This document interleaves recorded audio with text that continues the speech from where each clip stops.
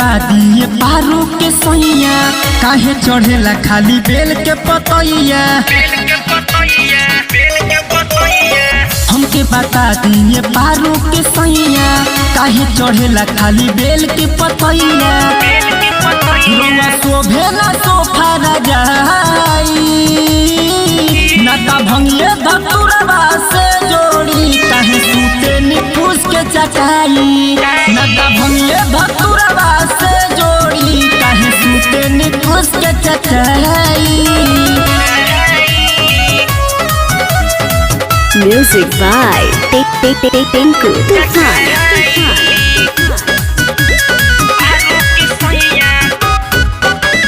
जय शिव शंकर जय भोले, जय शिव शंकर जय भोले।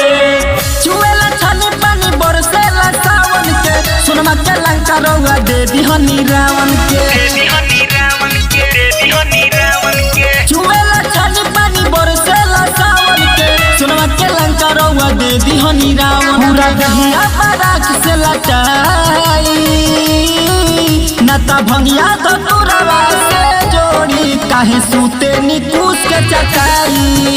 नता भंगिया धतुरवा से जोड़ी काहे सूते निकुस के चटाई।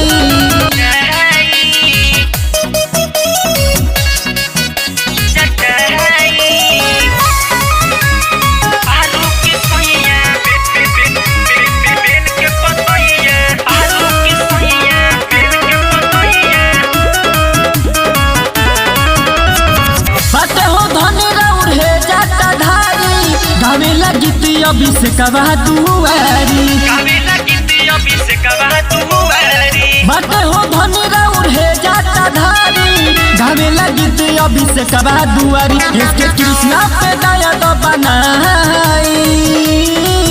नता भंगिए धतुरवा से जोड़ी काहे सूते निकुस के चटाई।